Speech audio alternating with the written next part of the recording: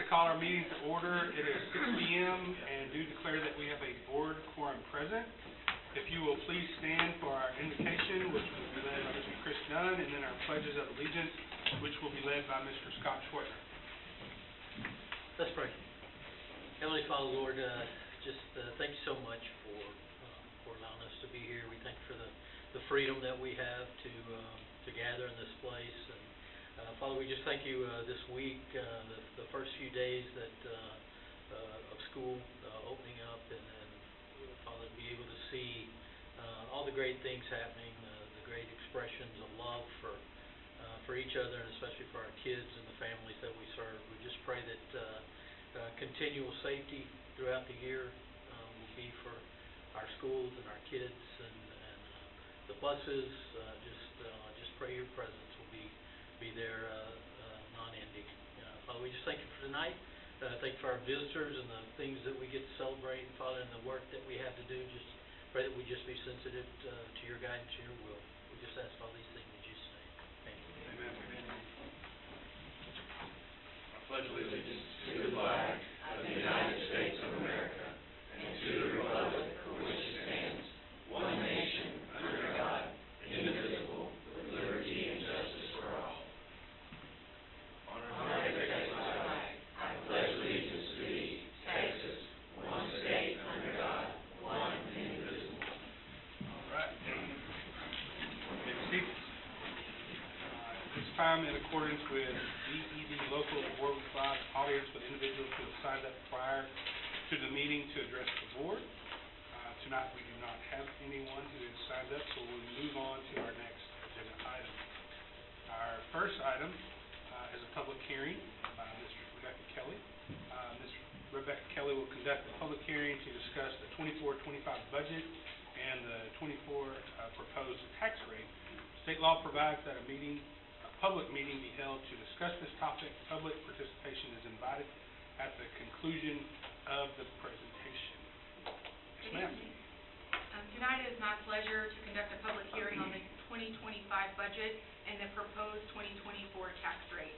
The development, review, and consideration of the 25 budget were completed with a detailed and exhaustive review within the context of the district's mission statement, strategic plan, and within board policy.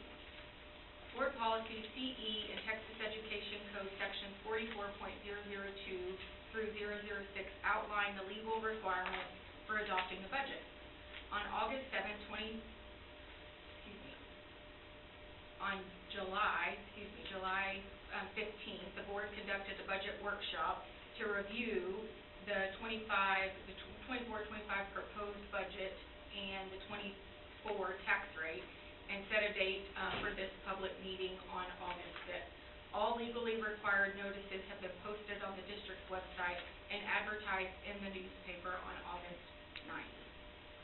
The board will take action later this evening to adopt the budgets for the general fund, the debt service fund, and the child nutrition fund. The board will then take action on adopting the tax rate. As required by House Bill 5, the state compensatory budget has been separately budgeted and prioritized to support additional accelerated instruction for students that fail to perform on their EOCs. The board adopts three budgets: the general fund, debt service fund, and the child nutrition fund. The general fund revenue sources are primarily local property taxes, then state funding based on entitlement funding formulas, and then some federal revenues and other local revenues. The debt service fund is reserved for paying off debt related to voter-approved bond programs and is funded from our INS portion of the local property taxes, which can only be levied to the extent needed to repay current debt obligations or refund debt to pay it off early, saving taxpayers interest that would otherwise have been paid. The Child Nutrition Fund is the proprietary fund used to operate the breakfast and lunch programs for students and staff, and the largest revenue source is federal from the USDA reimbursement program. Brazosport ISD is primarily funded through local school property taxes, which are supplemented with state funds. The extent to which a district can tax is dictated by the state through a maximum compressed tax rate calculation. As local property tax revenues increase, the state's portion of funding decreases. Or opposite of that, if local property tax revenues are less, then the state's portion of the funding will increase. The 2025 adopted or proposed budget was prepared with a tax rate of 95.08 cents per $100 evaluation, which is a 0.25 cent reduction, making this the 6th consecutive year that Brazosport ISD has reduced the tax rate. To put it in perspective, in 2018, the rate was $1.2553 per $100 evaluation, and then the proposed 2024 rate is 0.9508, which represents a 30-cent decrease in 6 years. So while the district is collecting less M&O taxes, because we have reduced the rate, the state is picking up more of the cost. However, the state has failed to make any increase to the basic allotment in that same time period. So while the share of funding from the state is higher than it was, it shouldn't be mistaken as an investment into public schools, because the formula has not increased to keep pace even with inflation. So that being said, after the compression that was passed last year, the district was no longer subject to recapture. We did have a small recapture payment that was made in 2024, but it was related to the 2023 settlement balance that was owed. The 25 proposed budget does not include recapture budgeted. And then the 2024 tax rate is comprised of maintenance and operation tax rate of 73.55 cents and an INS rate of 21.53 cents. Notably, the INS rate has remained flat as promised to voters during the 2014 and 2019 bond programs. Additionally, last year, homeowners benefited from an increase in the homestead exemption, resulting in a $572 reduction in taxes owed by homeowners. The largest funding source in the general fund is property taxes levied from the maintenance and operations side of the tax rate.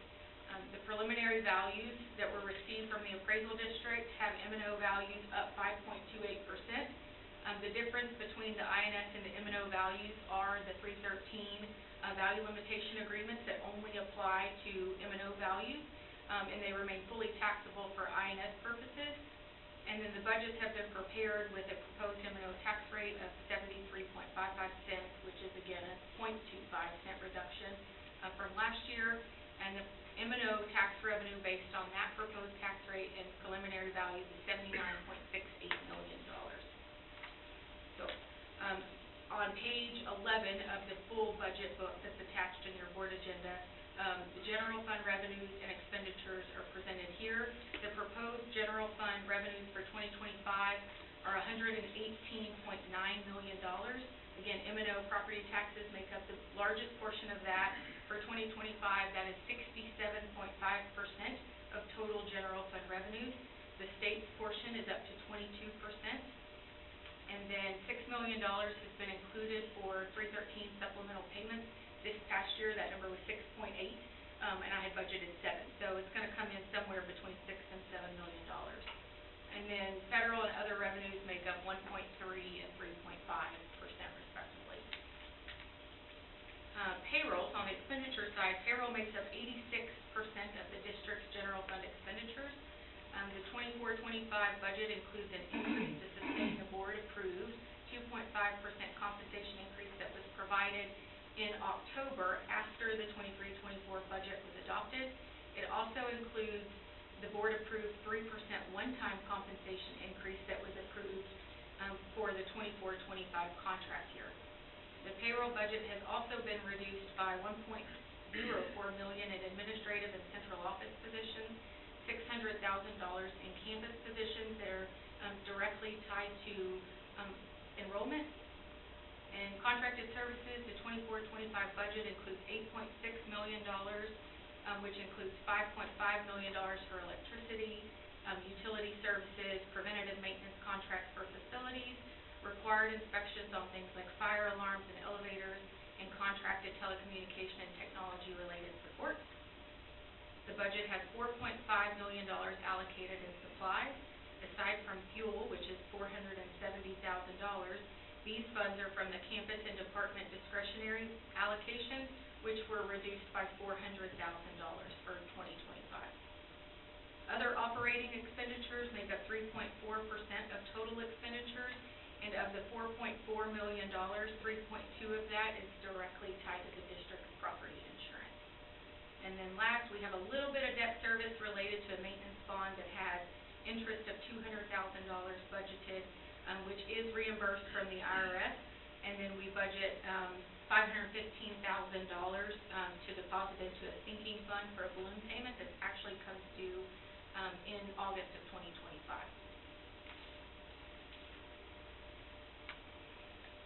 The 3-page budget assumption document is included in your board packet, and it's something that we have reviewed every month since March.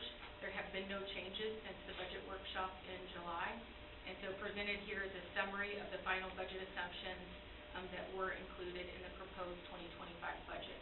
The net increase is $4.8 million, which $3 million is a one-time general pay increase, so that's not something we have to sustain every year.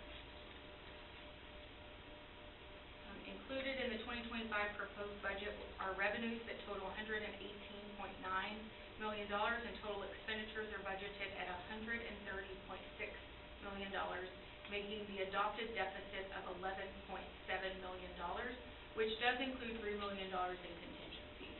So if unused, that deficit would be actually less than that. And then for 2024, the budget was adopted with a $6.6 million deficit based on projected expenditures for year-end of $131.1 million. The revised deficit will be closer to $11.6 million.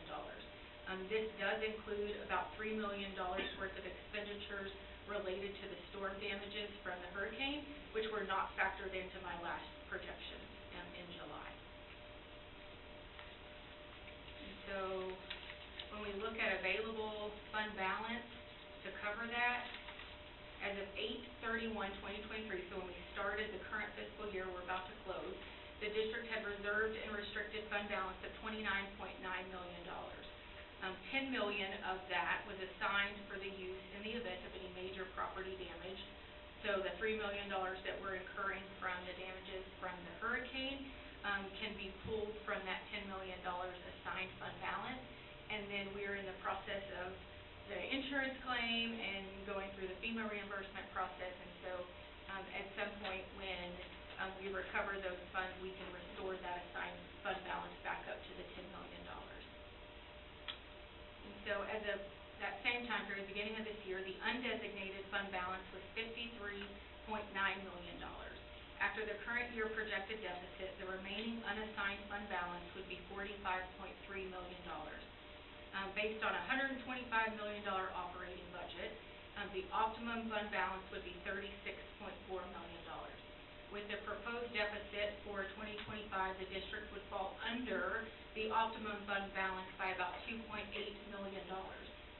There are $3 million in budgeted contingencies, or the district could transfer funds currently reserved from 313 supplemental payments back from the capital project fund to the general fund to ensure that we don't fall below that optimum fund balance. So we have a couple of options, knowing that we're going to adopt the budget with a deficit that would bring us below optimum. On the debt service side, as INS values remain pretty stable, we will uphold our commitment to taxpayers to complete the 2014 and 2019 bond programs by utilizing the existing INS tax rate. The debt service fund revenues will slightly decrease by about $482,000. Total expenditures are budgeted at $44.9 million, which includes the current debt obligations plus $10.24 million for a cash defeasance to pay off some debt early. The board will consider that resolution shortly. By defeasing that money in 2025, we would save about $3 million. Presented here are the total debt service obligations for 2025 based on the issuance per year. The total principal outstanding for all series is currently $314.6 million, and then all voter authorized bonds have been issued from both 2014 and 2019. For the 23-24 school year, the district participated on the Child Nutrition Fund in the Community Eligibility Program, or what we call CEP, which entitles every student to a free breakfast and a free lunch meal each school day. The district receives federal reimbursement for each meal served. This past school year, Brazosport ISD served 2.1 million meals to students. Student and lunch participation has increased by 7.4%, and breakfast participation has increased by over 17%. For the 24-25 budget, revenues are budgeted from federal reimbursement, a small amount of matching funds from the state, and then paid adult meals, and then paid a la carte student items. The revenue proposed is $9.2 million, which does include $535,000 indirect cost payment to the general fund. And then our child nutrition program operates as an independent or proprietary fund and budgets to break even, so expenditures are controlled and also budgeted at $9.2 million. Placed at your board table is the printout of all three budgets that are presented here: the general fund, the debt service fund, and the food service fund, which the board are legally required to adopt.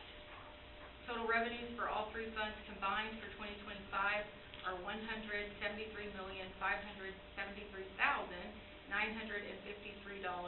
compared to 2024 of $173,690,159, which is a 0.07% decrease. It's pretty stable. And then total expenditures for all three funds combined for 2025 have increased by 2.8%.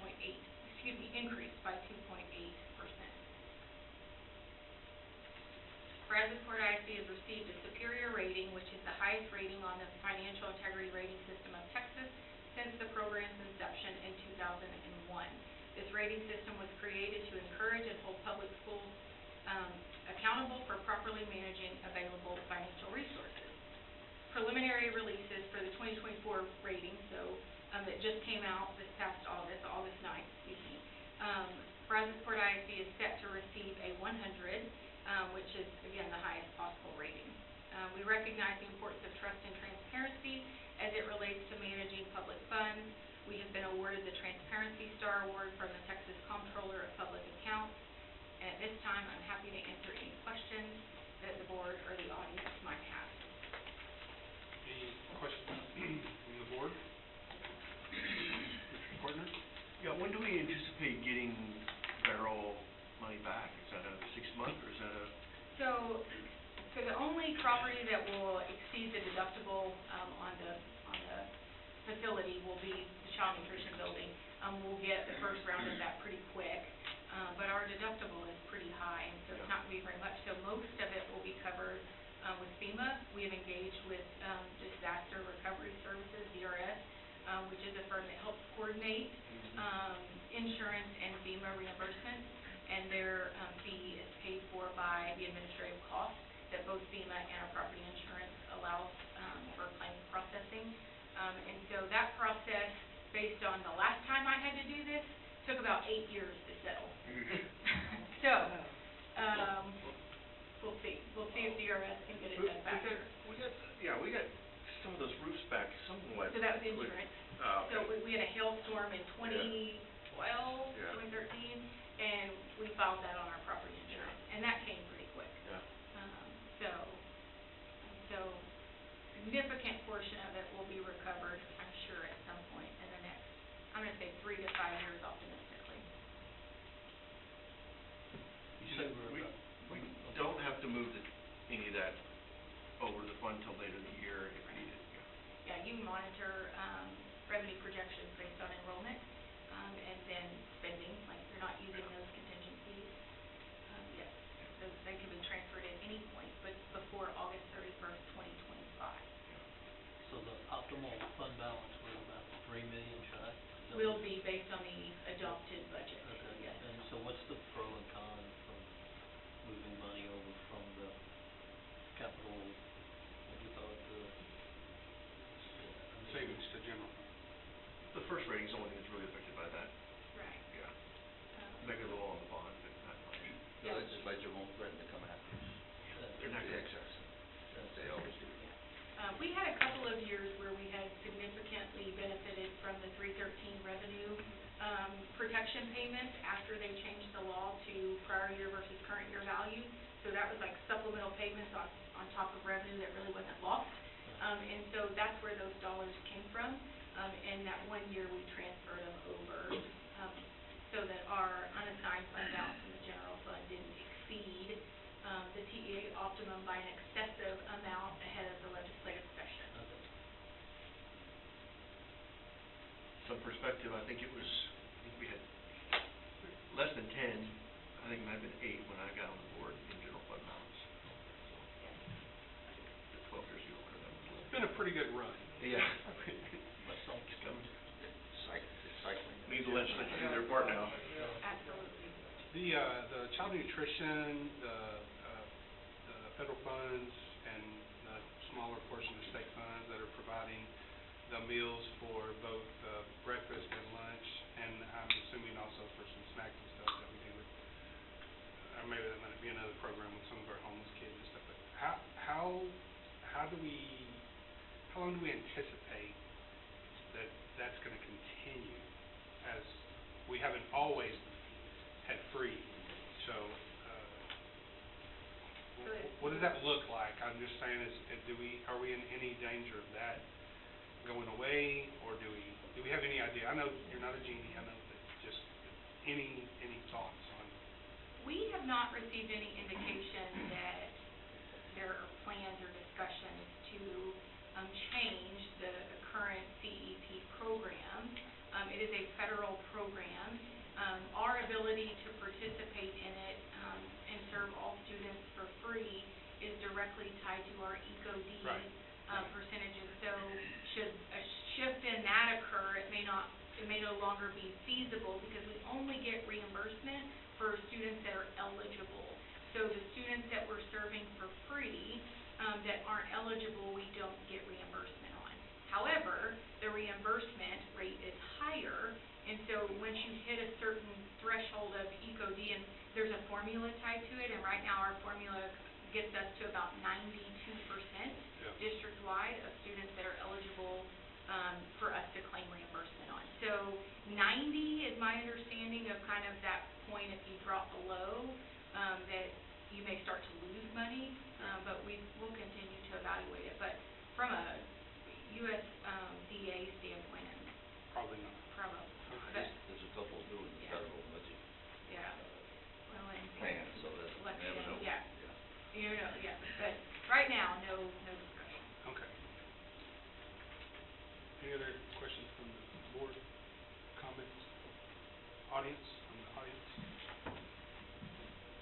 All right, this is a report, thank you. Thank you. Lynn. I will now close the public hearing. Next item that we have on our agenda is consent agenda. Are there any items to be pulled from the consent agenda from the board? All right, hearing none, then do I have a motion to approve the consent agenda as presented? So moved. So moved by Jared and seconded by Mr. Dunn. All those in favor signify by saying aye. Aye. All opposed by nay. All right, that carries. Our next item are our action items. Public comment will be allowed before a vote is taken on each action item. Our first item is the resolution to amend and restate the prior authorization of the defeasance and redemption of certain outstanding bonds and authorize the defeasance and redemption of certain additional outstanding bonds and containing related matters. Ms. Kelly. Yeah, I got the next three. All right. So the following is in accordance with Board Policy CCA in the Chapter 1207 of the Texas Government Code, which authorizes the Board of Trustees to defease outstanding bonds by depositing directly with the paying agent the available funds into an escrow fund. The district made a commitment to taxpayers to maintain a flat and stable interest and sinking tax rate when seeking approval for the 2014 and 2019 bond funds. Annual debt obligations are set at the time that the bonds are issued by structuring the debt using a repayment schedule based on projected INS values and tax collection using the tax rate of 21.53 cents per $100 of valuation. Actual values and available tax collections will fluctuate based on certified values calculated by the appraisal district. The resolution for consideration this evening authorizes two actions: to amend the 2024 defeasance amount from $9 million to $11 million, and then to authorize up to $11 million for a 2025 defeasance. In August of 2023, so this time last year, the district anticipated INS tax collections for 2024 to be $45.47 million, with current year debt obligations of $36.15 million, and worked with bond legal counsel to prepare a resolution, which is Exhibit A in the attachment of the resolution that you're considering tonight, to authorize the district up to utilize up to $9 million of surplus revenue to defease and redeem certain outstanding bonds ahead of their scheduled maturity. The state included a hold harmless funding provision for lost INS tax revenues for the increase in the homestead exemption, so last year when it went from $40,000 to $100,000, which generated approximately $1.5 million of state revenue for Brazosport ISD to the debt service fund. The district also generated investment earnings of approximately $750,000. So as of August 2024, tonight, the district will have an additional $2 million of surplus funds from 23-24 debt service funds that are available to defease additional debt. These funds can only legally be used to repay debt associated with authorized bonds. Can't use it to plug the hole in the general fund. The financial advisor and bond counsel are working to prepare the closing set for August 27th. The par value of $10,945,000 issued in 2025 is related to the 2014 bond. They're scheduled to mature between February 2029 and 2023, at which time the district would have paid $13.17 million in both principal and interest. These bonds are callable as early as February of 2025. The district can use available revenue now from the INS tax collections to pay this off early, and will save taxpayers $2.1 million. So also included in the resolution is a 2025 defeasance for up to $11 million. The proposed 2025 debt service budget, the district anticipates INS collections of $45.1 million, with current year debt obligations of $34.7 million, with total outstanding debt principal still of $314 million. The district has worked again with bond legal counsel to prepare a resolution to authorize the district to defease up to $11 million. The amount will be determined next August based on actual collections. While actual interest savings will be calculated next August, the district has worked with U.S. Capital Advisors to run a preliminary analysis that would generate a net present value savings of $3.45 million. So about $2.1 million this August and another $3.4 next summer. The administration recommends that the Board of Trustees approve the certificate of resolution to amend and restate the prior authorization of the defeasance and redemption of certain outstanding bonds, and authorize the defeasance and redemption of certain outstanding bonds, and that the superintendent and CFO be designated as the authorized officer to identify the specific bonds to be defeased and take such action as may be required and necessary to effectuate such defeasance. Be happy to answer any questions. Any questions? Board? Just one for a reminder for me. Is it 25 or 26 when the significant portion of the debt service starts to change as far as our, I can't remember on that schedule. It's been a while since we looked at that. I think it was 26. I can pull it, I'll put it in. I know I know when we did that bond in 19, it was 4 or 5 years in that things started. Yeah, we had a big portion fall off last year, so, but then there's another. And then like 3 years ago, we paid off another. Yeah. We had timed it to where there would be capacity every, 5 to 7. yes, and so we're bumping up against that mark. Any other questions? Comments? From the public? All right, we have a resolution before us. from the administration. Do I hear a motion? I move to approve the recommended. Moved by Mr. Schwartner, seconded by Ms. Cuellar. All those in favor signify by saying aye. Aye. All opposed by nay. All right, that carries. Thank you, Ms. Kelly. And since you're still there, the next item that we have is the adoption of the 24-25 budget. So these next two get a little redundant after the public hearing, so I promise I'll keep them short. After months of planning and following the public meeting held earlier this evening, we are now prepared to adopt the budget for the 2024-2025 fiscal year. The budget is the result of an extensive amount of collaboration and input from various stakeholders, reflecting our commitment to transparency, fiscal responsibility, and our commitment to provide quality learning experiences for all students. The proposed budget for 2025 General Fund, Debt Service Fund, and Food Service Fund are presented here for adoption. All budgets include total revenues of $173.69 million and $180.17 million worth of expenditures. There are $3 million in contingencies built into the total general fund expenditure budget. The budgets are balanced by the use of $11.7 million from the general fund unassigned fund balance. As we conclude the budget development process and move forward with $11 million of expenditures in excess of revenues, it's essential to understand the financial landscape and challenges that we must address to ensure the district remains in a strong financial position. Our frustration with the lack of meaningful legislation for school finance in the past session cannot be overstated. The district must continue to advocate for the state to increase the basic allotment and provide adequate funding specifically for the costs associated with special education services and safety and security of our facilities and students. Without substantial legislative changes in the upcoming session, the district will be forced to make additional budget cuts or consider implementing a tax rate that would require voter authorization. At this time, administration recommends that the Board of Trustees vote to adopt the 24-25 general fund budget, which includes the state compensatory education budget and the child nutrition and debt service fund budget. I'd be happy to answer any additional questions. Questions from the board? Yeah, I didn't bring up during the public hearing, but we have an increase of $365,000 for the special ed. And I sent a question earlier today and got an answer about the different pairs and everything, which means that the number of special ed is increasing.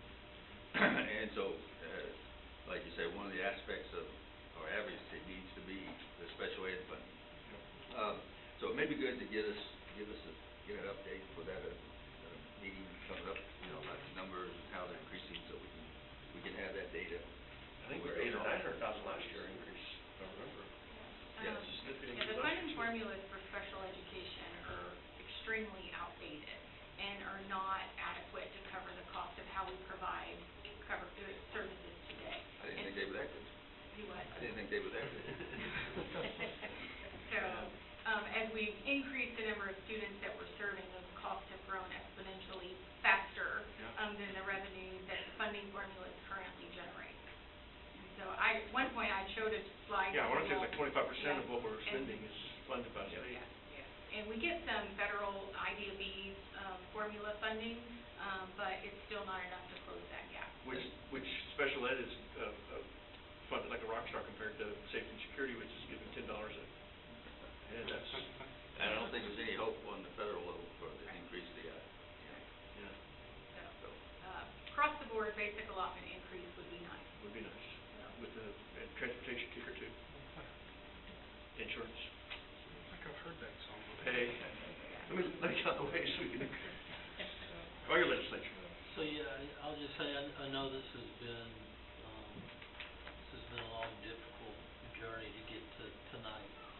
You guys have, watching you reach out to all the various departments and ask everybody to do everything that they can, hadn't gone unnoticed by me. And, hopefully, I think people are understanding that, it's not just our district that is having to make these decisions that we're having, and just hope and pray that the voices will be heard in Austin, and maybe optimistically we can see some changes in the near future.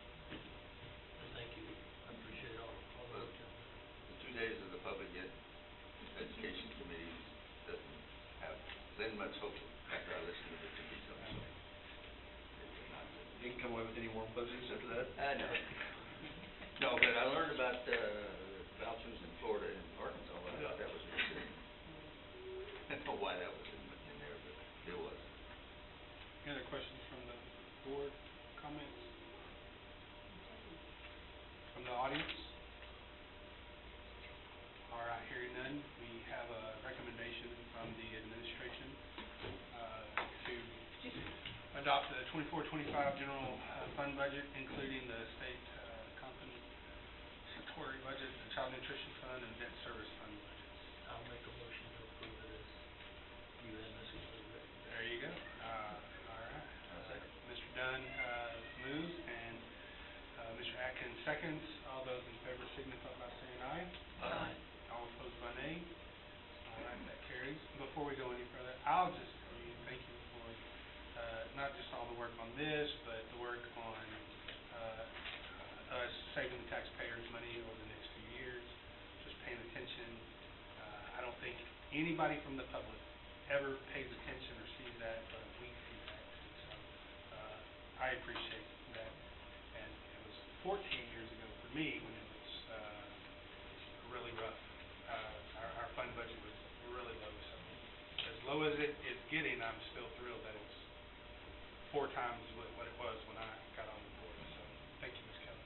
All right. All that said, next item that we have under action items is to adopt the ordinance setting of the 2024 tax rate.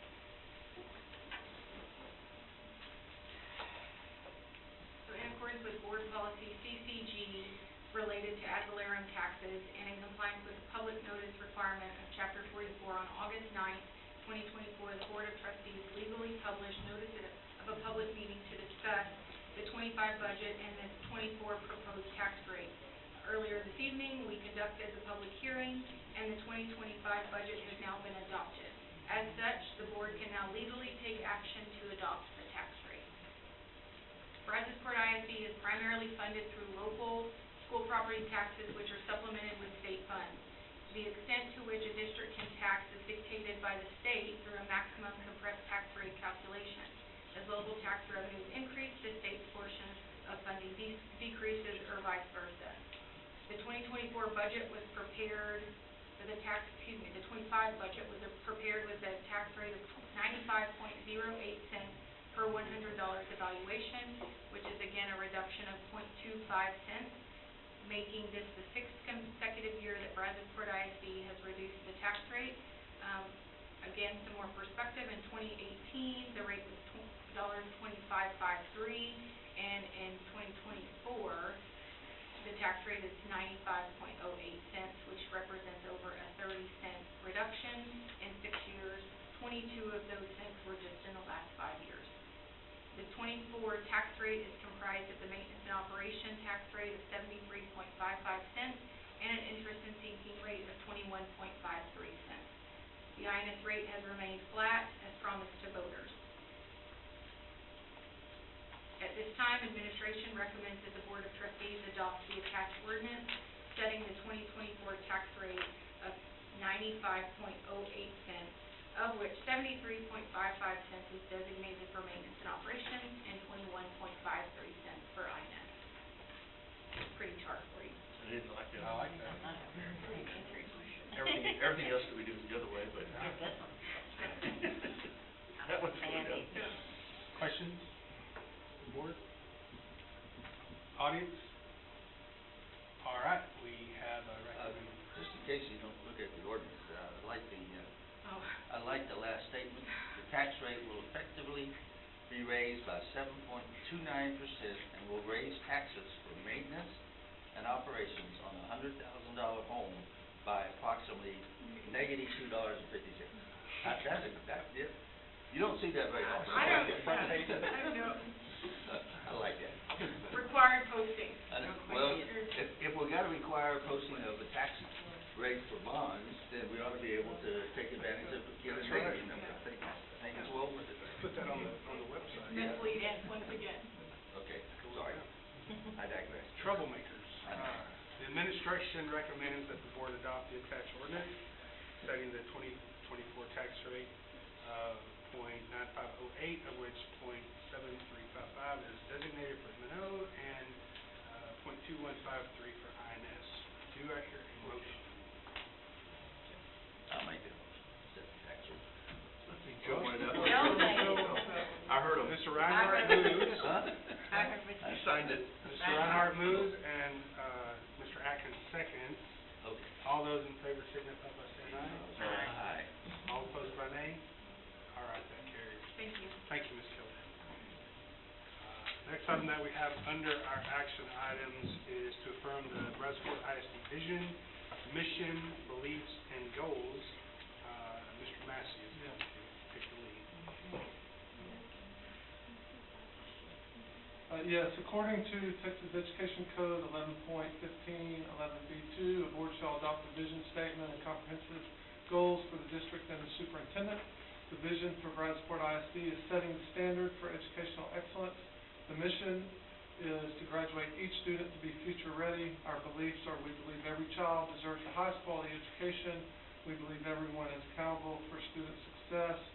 We believe students find purpose through connections with their schools. We believe collaborative partnerships are vital to strengthening the learning experience, and we value and support the contributions of our staff. Our goals are we will provide a rigorous and relevant learning experience to ensure that every student will be future ready. BISD learning environments will be safe and conducive to learning. We will promote, communicate, and market the accomplishments, achievements, and successes of students and staff. We will exercise fiscal responsibility to ensure financial strength and provide the resources to equip and maintain quality facilities and educational programming. And BISD will recruit, develop, and retain highly effective staff. It is the recommendation of the administration for the Board of Trustees to affirm the district's vision, mission, beliefs, and goals. All right. Any questions or comments from the board? From the audience? All right. Move for approval. It has been moved by Mr. Swartner and seconded by Ms. Cuellar. All those in favor signify by saying aye. Aye. All those opposed by nay. All right, that carries. Thank you. Next item that we have under our action items is the candidate endorsement of Region 4 representative for the TASB Board of Directors, Mr. Massey. The Board of Trustees has the authority to endorse a candidate nominated to serve on the Texas Association of School Boards, or TASB Board of Directors. Local school districts within a TASB region containing a vacancy or expiring position can endorse a nominated candidate on or before August 29, 2024. Friendswood ISD Board President Tony Hopkins is a candidate for the position. Mr. Hopkins has been a Friendswood ISD board member since 2008 and served as board president the last 2 years. Mr. Hopkins has served as a director of the Texas Association of School Boards and the Gulf Coast Area Association of School Boards. He is a graduate of Leadership TASB class of 2014 and a member of the TASB Grassroots 2018. The administration recommends the board endorse Tony Hopkins for the position of TASB Board of Directors, Region 4, Position C. Any questions? Comments? From the audience? All right, hearing none, do I hear a motion? Yeah, I'll make the motion to approve my old buddy Tony Hopkins All right. for the TASB Board of Directors, Region 4, Position C. All right, we have, it's been moved by Mr. Atkins and seconded by Mr. Dunn. All those in favor signify by saying aye. Aye. All opposed by nay. All right, that carries as well. Thank you, sir. Next item that we have on our agenda are our reports. Public comments will be allowed on each report. Our first report is our ad valorem tax collections. Good evening. Good evening. Mike Darlow with Purdue Brandon. Appreciate the opportunity each year to visit with y'all for a few minutes. Yes, sir. I would endorse Tony Hopkins also, friends with him, a client of mine since 1985. Tony's a good guy.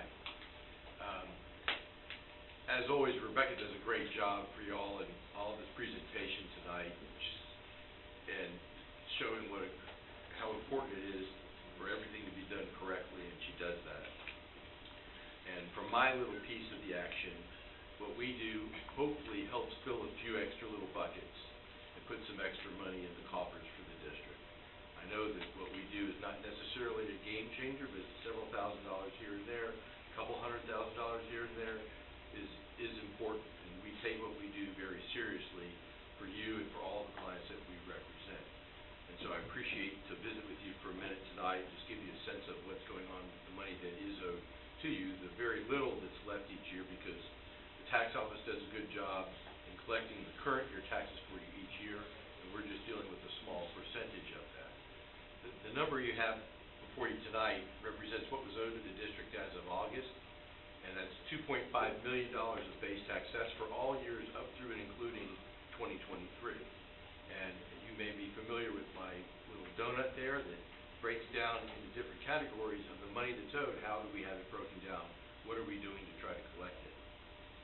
The largest single category is our action pending. It's mostly representative of new accounts that got turned over in 2023 in July.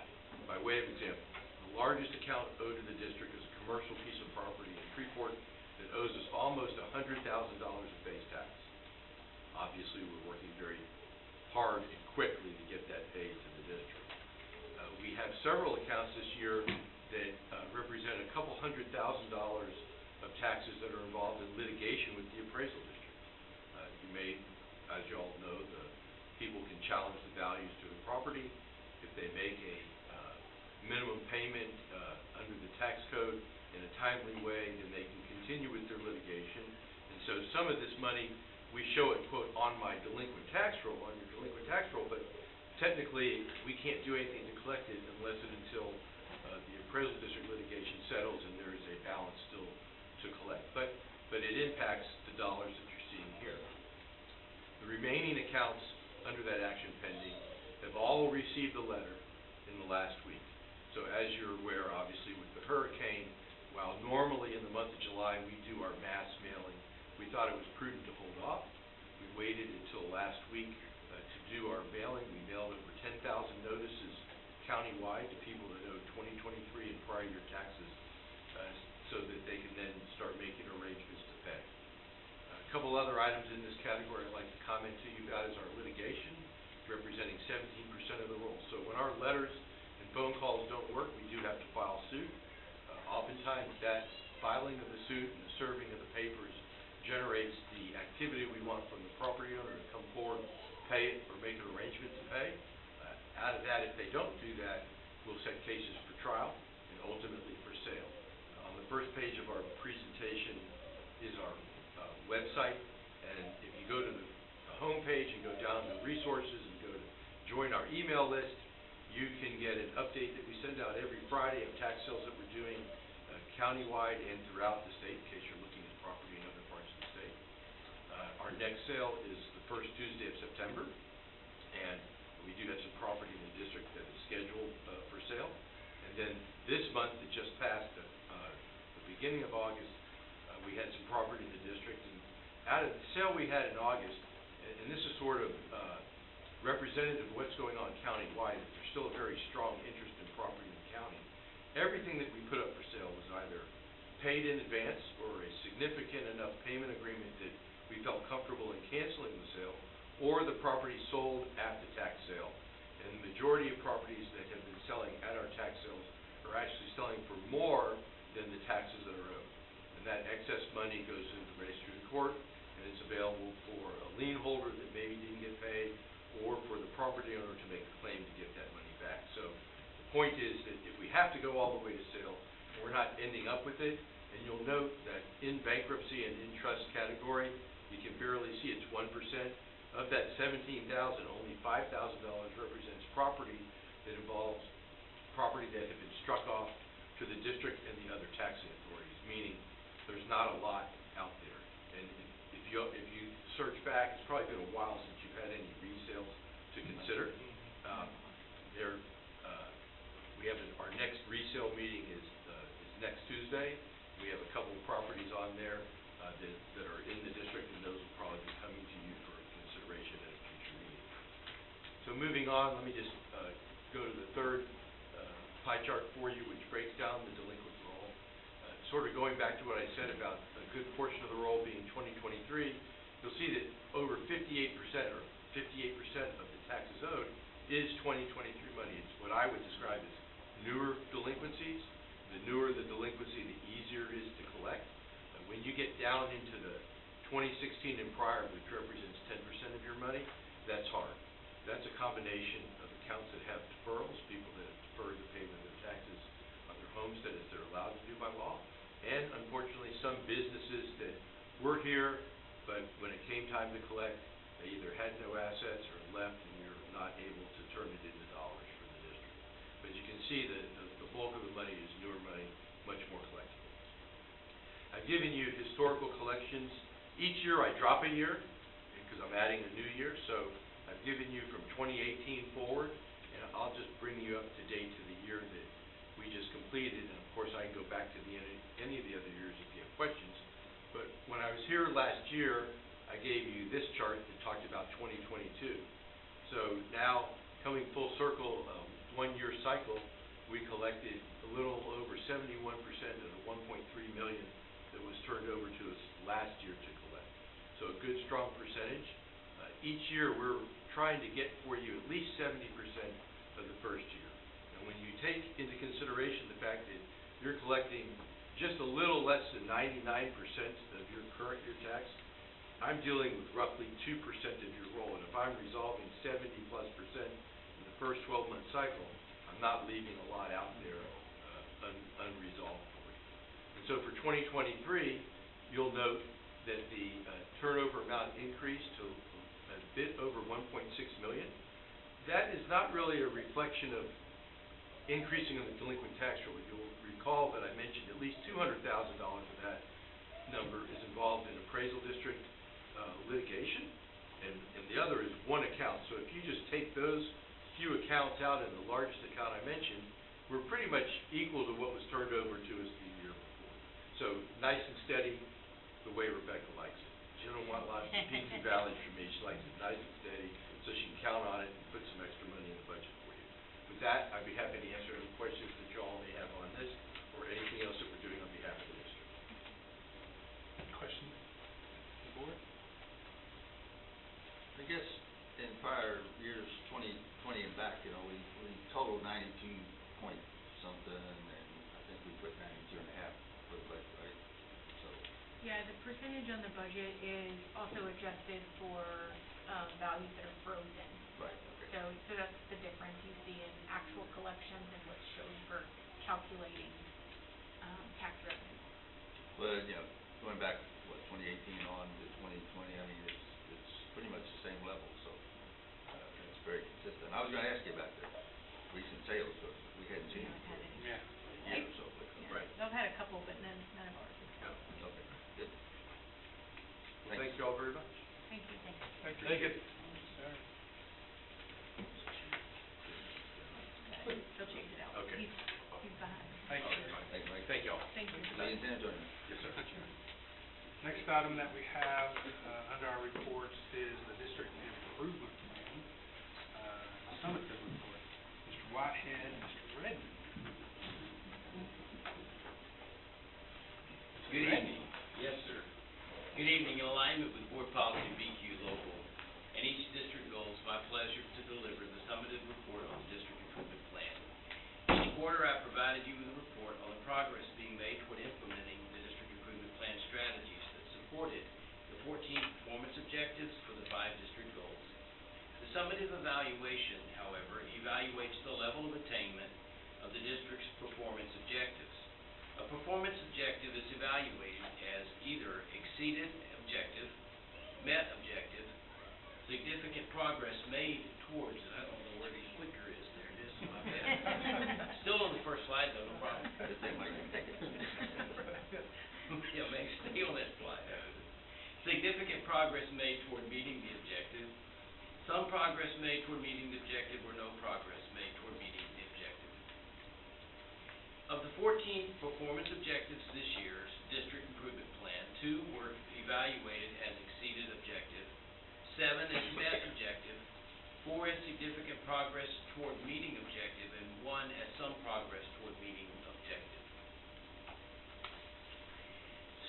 progress is not evaluated in the summative evaluation. Instead, a determination is made that the strategy was accomplished, meaning that it was implemented and accomplished its intended outcome and can be discontinued. The strategy may or may not have been accomplished, but it will be continued or modified in 2024-25, and this could mean that the strategy was either an intended multi-year strategy, an effective strategy that the campus wants to continue with modifications based on the results of the comprehensive needs assessment, or it was partially implemented and needs more time to accomplish the intended outcome. The determination can also be made that the strategy will be discontinued because it was either identified as ineffective in supporting the attainment of the performance objective target, it was not implementable, or as stated before, the intended outcome was accomplished and it is no longer needed. You can see by this graphic that 66.7% of strategies were marked as accomplished, 32.1% were marked as continued and modified, and 1.2% were marked as discontinued. Although this is a report on the summative review of the district improvement plan, I've also included the graphics on this and the next slide of the results of the summative reviews of the campus performance objectives. This slide illustrates secondary school campuses. I've included the campus performance objective summative reviews as an attachment in the board book. Results varied by campus. Overall, 4.9% of performance objectives were evaluated as exceeded objective, 52.2% as met objective, 24.4% as significant progress made toward meeting objective, 18.3% as some progress made toward meeting objective, and 1.2% as no progress made toward meeting objective. This slide illustrates elementary school campuses. All of the elementary school campuses met or made significant progress on most of their performance objectives. Overall, 7.6% of performance objectives were evaluated as exceeded objective, 46.8% is met, 31.6% as significant progress made toward meeting objective, and 13.9% as some progress made toward meeting objective. No performance objectives were evaluated as no progress made toward meeting the objective at the elementary level. This concludes the report on the 2023-24 District Improvement Plan Summative Review, and at this time I'm happy to answer any clarifying questions you or the audience may have. Any questions from the board? Comment? From the audience? All right, Ms. Redden, thank you so much. You're welcome. Next item that we have under our reports is the bond planning and construction and facilities update. Mr. Alverne.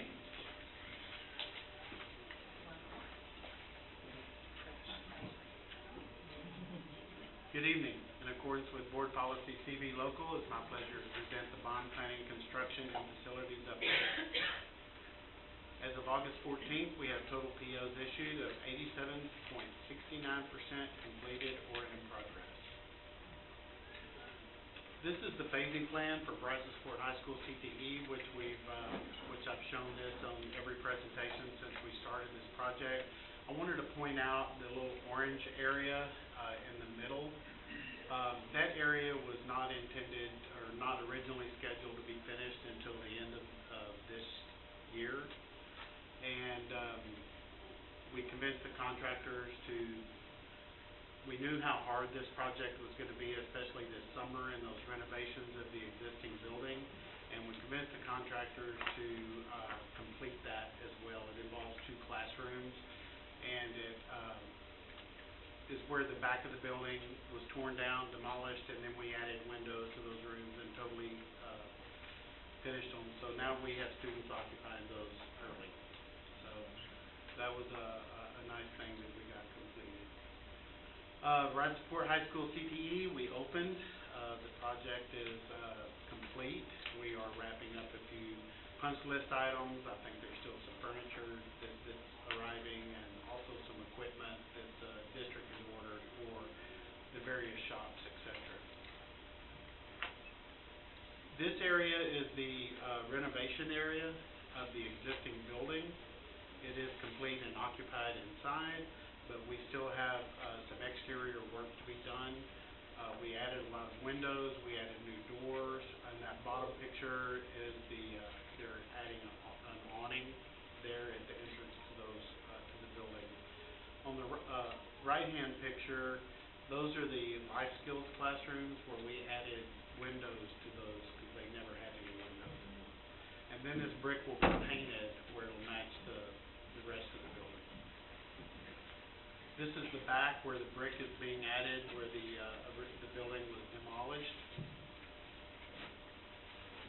And this is the shop building, and the upper right-hand picture is where they're completing the awning that couldn't be done when the building was still in place. This is the entrance as you go through the security vestibule of the new addition in the front. To the left-hand side is the cosmetology. The majority of the graphics are in place. We still have some of the Acrovin panels, which are plastic panels that identify rooms at each entrance throughout the hallways through the entire project, and those are scheduled to be installed sometime in September. These pictures are of the cosmetology, and I can say that the staff at cosmetology is extremely excited. It's very impressive. It's very impressive. This is over at Health Science. This is in the renovated area that was completed over the summer. And same with robotics. Robotics is where the old Mr. Craner's welding lab was. Looks a little bit different now. Oh, that's a lot different. This is the life skills classrooms. There's two of them. They are in the corridor that goes out towards the building that we demolished, and this is where we added the windows, and we also added a door that goes to a new outside area that'll be fenced in for them. This is the manufacturing classroom and the ag mechanics classroom. This is the teacher's lounge. And this is in the main corridor, which is, we haven't discussed this before, it's 100 yards long. And so this is just showing the graphic from each direction that's in that corridor. And this is a picture of two of the welding labs. And this is a picture of the other welding lab and the wood shop. And this is over at the Brazosport pool replacement. This slide shows the location at the city of Clute. It's the 25-yard pool that's extended. The cost estimate on that is $7,848,739. And over at the Brazosport site next to the field house, the same pool would cost $7,708,288.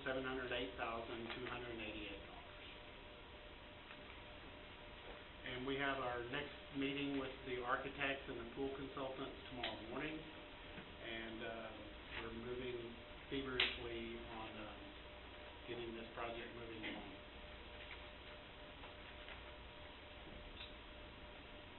Child nutrition, maintenance, and transportation site improvements. We are revisiting the preliminary design that we did some time ago. And in September, we'll be looking at a schematic design.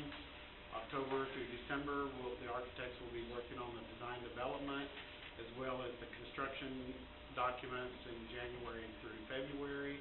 It will go out to bid in March of '25, and will come to the board for GMP consideration and notice to proceed in April. And I'll turn it over to Taylor Seguin, and he will discuss the summer project as well as the hurricane damage update. Good evening. Do you have any questions for me? Not yet. Okay.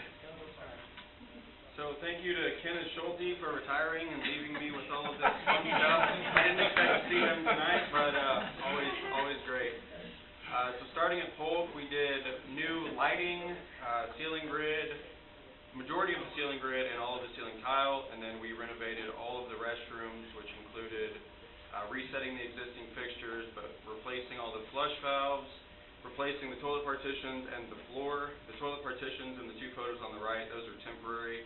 We're expecting the permanent partitions to ship by the end of this week, so fingers crossed. We've been way delayed on those. At Madge Griffith, we did new furniture and flooring, so 2 classrooms on the left and the library on the right. At Lanier, we did 4 restroom renovations, all new fixtures, new flooring, toilet partitions. Those are also temporary, same timeline, hopefully shipped the end of this week. And paint turned out pretty nice. And then on to all the hurricane damage and recovery. Here's just a summary: roofing, mechanical stuff, and electrical, mostly on roofs. We had some storefront glass blow in, and a lot of water in the buildings, a lot of humidity, and going through all of the mitigation and drying things out. We had 2 gym floors that were damaged. One at Brazosport Competition Gym, or Performance Gym, that's a full replacement. And we had some minor damage at Freeport Intermediate Gym. That'll just take repairs and a new top coat. Some playgrounds damaged, a lot of fencing down. All the fencing has been repaired except for Wilson Field across the street due to material being custom ordered. We're looking at 2 weeks out from that being delivered, and they'll start immediately. And then there's a custom piece of fencing at Freeport Elementary that was also a custom order, but it should be here by the end of this week. Trees, we had trees down on basically every property. And here's all the contracted services we used. Mooring did a lot of work, and they did it very quickly. They replaced the roof at Child Nutrition. You'll see a photo or a few photos of that in a minute. Brazosport High School was probably the biggest operation on the moisture mitigation. We had some drywall removal. All of that has been completed. Everything's replaced. Everything's been cleaned. Kind of the same setting at Freeport Elementary and Velasco with all the moisture. A lot of it was roof leaks, but not all of it. Humidity probably was the biggest challenge with power being out for so long. Mooring also helped us with cleaning up all the trees, and so did Evergreen. And then, of course, our BISD grounds crews were out and about. They rented some larger equipment to help move the big tree trunks and whatnot. And then Superior Fence has done all of our fencing repairs caused by hurricane damage. Jayco Roofing, I've spent the last 5 weeks with those guys on roofs. They've done a great job finding our leaks, fixing them quickly. We've done over 100 patches. Over 50 of those were at the new Brazosport High School. And we still have a ways to go, but I believe that we have all of these severe damaged areas taken care of. They'll be back again tomorrow to continue work. Piper Houston Electric, we had to re-pull the underground electrical feed that connects or feeds electrical to about half of the campus. We discovered after getting power turned back on that the wire shorted underground, either due to water or just the jacket on the wire over time. It was over, I think it was 380 foot and 6 cables that are like an inch thick, so a lot of copper there. But that was handled very quickly. Magnum Air, I discovered a condensing unit when I was walking with the roof adjuster week before last, and decided to get a crane out because we had to fix the curb that it sits on. I'll show you a photo in just a moment of what that looked like. But everybody on this screen did an incredible job. I am still impressed with how quickly they jumped on it to get us up and running before the kids came back. So Child Nutrition, you see the roof and the insulation all over the place on the top right, and then we went down to the bare studs, and those bottom 3 photos is pretty much what it looks like today. Brazosport, again, over 50 patches. We had 16 fans that are damaged. We're still trying to get replaced. The Performance Gym floor, I'll show a photo of in a second. Wilson Field, we had fencing damage. We had visitor, well, I'll show you the slides in just a second. Are Again, most of those fencing down. Brazosport issues on the older area, 9th grade campus, was it on the new school, or is it vents and things like that getting blown over that caused the damage, or is it roofing failure? So at the new Brazosport roofs, that was a mixture of little pieces of metal, whether it was a cap on electrical roof jacks or flashing like you see in that top left photo, that stuff blows around and it cuts the roof up everywhere. A lot of the damage on the new roof of Beewood was pretty minor and hard to find. There's probably 10 more that we found in following up on roof leaks that have continued since that major repair. But yeah, it's kind of a combination of stuff. The flashing, we had flashing blow off on like 10 different campuses. The fans definitely, that middle bottom photo, they definitely damaged the roof. Every single one that tipped over did some damage. The metal work, you'll see a lot of photos in here. We haven't started on that work because it's all custom colors that have to be ordered, and I'm just trying to get the buildings sealed up so we're not letting water in the building. This is the performance gym at Beewood. They're probably halfway through the subfloor installation. Everything's been demoed. They're going back with the new subfloor. That bottom picture is what caused the leak. It's called a relief air hood, and it basically allows the building pressure to stabilize. So if our air conditioning is, blowing more than whatever, the doors won't, they'll close like they should. We're actually covering that tomorrow with roofing material, and then we'll follow up to get the building pressure issue figured out if that is an issue. Brazosport, Wilson Field. There's the outfield fence that still looks like that today. And then the visitor dugout roof blew over, and we're working on that replacement as well. Brazosport, starting with the mooring stuff, everything on this slide, the photos, is showing some of the work that mooring did over there. Lots of that plastic tube that was temporary air or for circulation mostly to dry the building out. Several areas of drywall. The front of the stage had to be completely ripped off. That's all been replaced, and it looks just like it did before. And then there's other photos in there showing people cleaning and other equipment, electrical stuff running around. Lots of roof damage, which will be on the next slide, and grounds cleanup. This is all fans in these photos, fan covers. The bottom left, I think we had 3 fans in that area that blew off the curb. Those have been removed, and yeah, we've got some roof work to do there. At the Brazosport Fieldhouse, the condensing unit shifted, didn't cause any damage. We just need to get it reset and anchored down. And then the bottom right photo is on the walkway covering outside the auditorium. That's an expansion joint that was allowing a lot of water to get in that area. Excuse me. Clute Intermediate School, again, roof work, patching, flashing, fans damaged. The right photo is showing the storefront that blew in, and it actually blew in the entire assembly. Maintenance got that covered in plywood very quickly. And here's some damage to the Clute Intermediate roof. We have expansion joint cover that's peeling back in 2 locations, some fans that the caps blew around. This is the old gym at Clute Intermediate. We had 2 package units that blew off the curb, and one of them is like hanging on partially from the upper roof to the lower roof, and it smashed another unit. We still are waiting to get a crane out to get those off the roof and reset new units. Pretty much everything in that building is just auction items and other storage. It's not an occupied space, so it's not critical, but we are working on it. Freeport Intermediate, you got the fan cap that blew off in the left photo, the right photo, that little bit of damage to the floor that I mentioned. And then the middle photo is showing from the switchgear where the main electrical comes into the building. It feeds all the way to the other wing. They had to bolt a pulley to the floor, and then it runs above to the structure, and yeah, that was quite a job. Lake Jackson Intermediate, still roofing and fan damage and grounds debris. Lighthouse, another expansion joint that peeled up, and then the fencing out there in their basketball court area blew over. That's been fixed.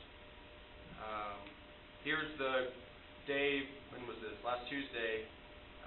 Got a crane out to AUG, removed the unit, or disconnected everything, removed it, set it on the ground, fix the curbs and reset the unit. We still have to hook it back up, but that unit is for after hours for the administration area, office area. If we don't want to run our central plant, save on electricity and all. Here's O.M. Roberts, again, roof patching and flashing, fans damaged, their marquee blew over. We've reset the marquee, but we still need the company to come out and repair it because like half of it isn't working right now. Brannon, roof damage, flashing, there's some water in the building in that left photo.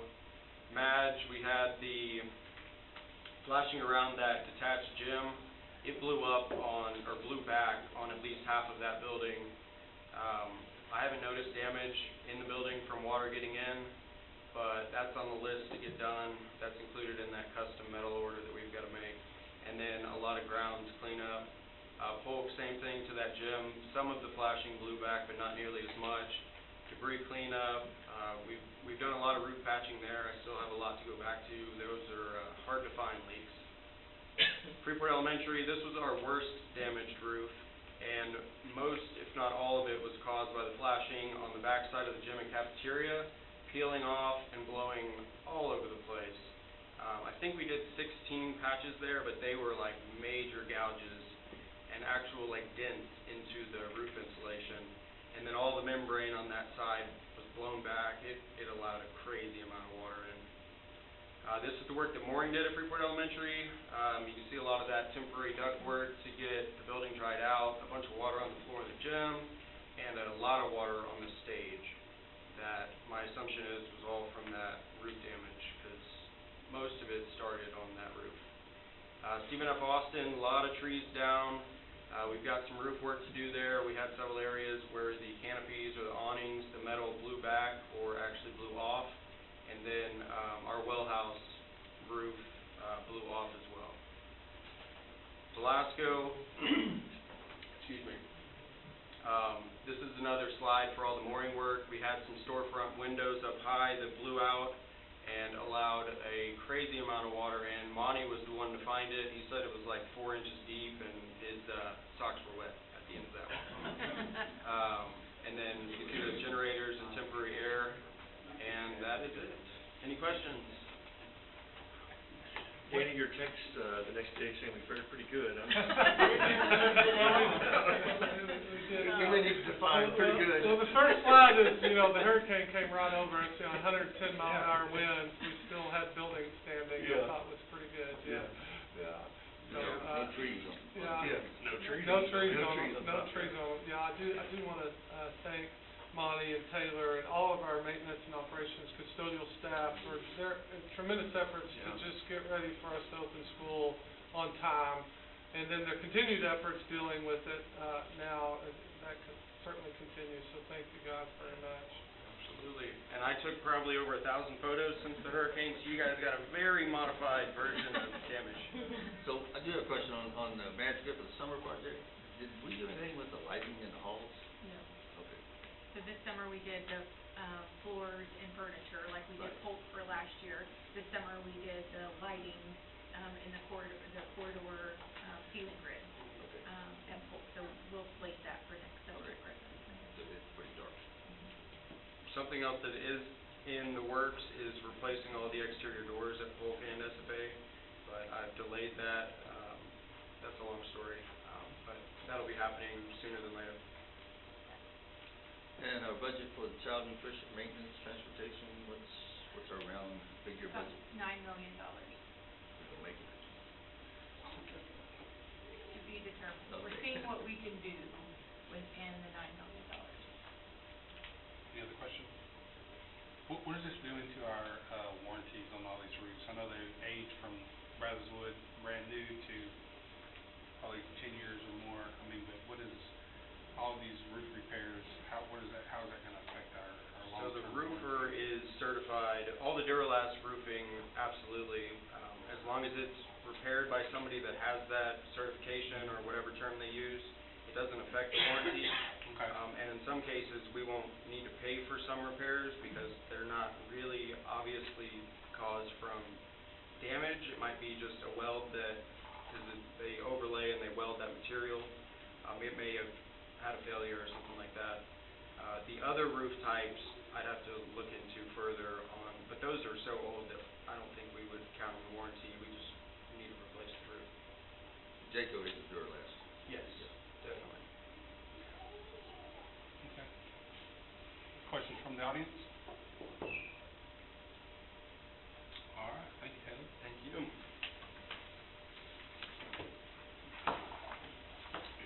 Next item that we have on our reports are board committee reports. Do we have any board members who have anything to share?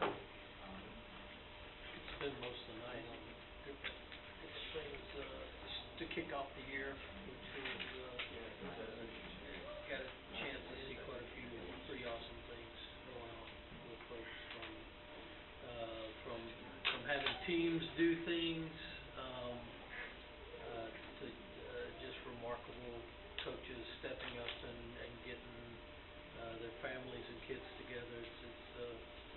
I used to think the end of the year was the busiest, but, kind of had some second thoughts on that, but yeah, it's good start to the year.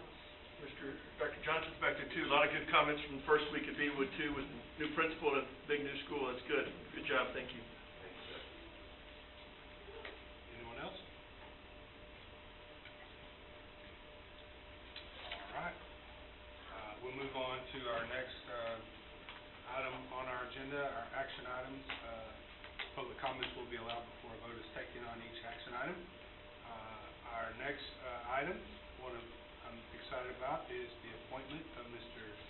Ken Schulte for the vacant District 3 trustee position. Mr. Masters. Yes, the District 3 board position became vacant June 2024. Letters of interest were accepted from June 20th to 2024 to June 25th. Interviews were conducted by the Board of Trustees on August 5th. The Board of Trustees must take action to fill the vacancy 180 days from the date the vacancy occurred. Following taking the oath of office, the appointed trustee will serve May 3rd through May 3rd, 2025, at which time the seat would be filled by the election. It is the recommendation of administration that the Board of Trustees appoint a candidate to fill the vacancy.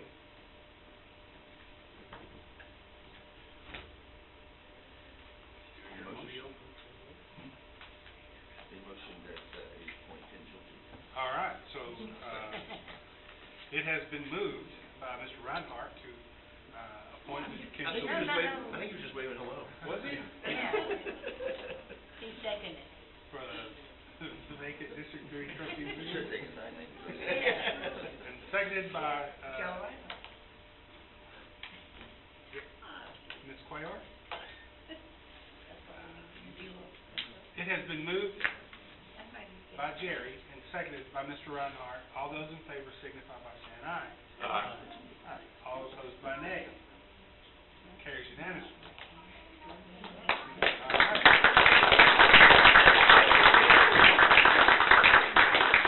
Mr. Schulte, if you will come to the front, please. Next thing that we have at this time, in accordance with BBB Legal, we'll ask Ms. Kelly to administer the oath of office to our appointed trustee, Mr. Ken Schulte. You raise your right hand and repeat after me. I state your name, do solemnly swear I, Ken Schulte, do solemnly swear that I will faithfully execute the duties of office of the trustee of the Brazosport Independent School District of the state of Texas, that I will faithfully execute the duties of the office of trustee of the Brazosport Independent School District of the state of Texas, and will to the best of my ability preserve, protect, and defend the Constitution and laws of the United States and this state, so help me God. and will do the best of my ability preserve, protect, and defend the Constitution and laws of the United States and of this state, so help me God. Congratulations.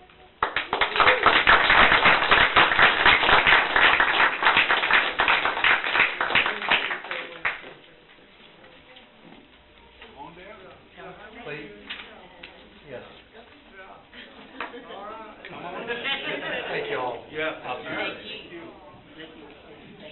And we're doing our best to increase enrollment.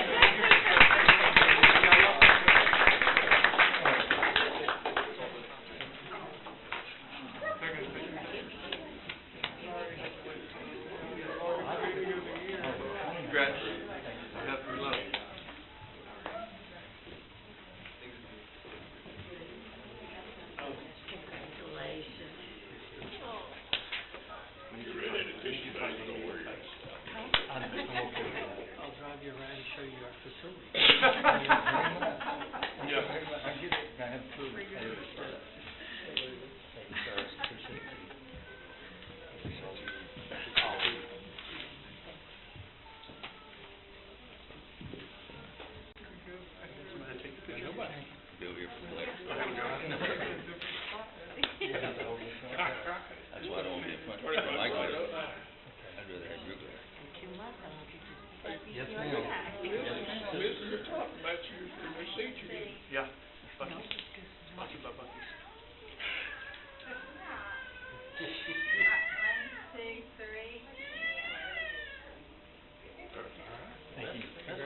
Ken, We'll be right next to the phone. Now we got three people we gotta work around? Okay,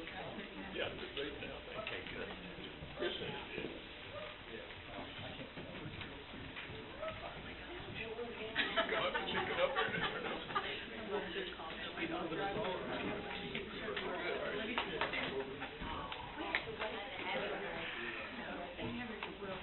Congratulations, Mr. Schulte. Thank you. The next item that we have is our next regularly scheduled board meeting will be September the 16th, right here. Next thing on our agenda is executive session. It may be called for the purposes permitted by the Texas Open Meeting Act, Texas Government Code 551.001 through 551.146, Sections 551.071, consultation with attorney, Sections 551.72 for the purpose of discussing the purchase, exchange, lease, or value of real property. Section 551.074, personnel matters, appointment, employment, evaluation, reassignment, duties, discipline, or dismissal, or complaint. And 551.082 for the purpose of considering discipline of a public school child or complaint or charge against personnel.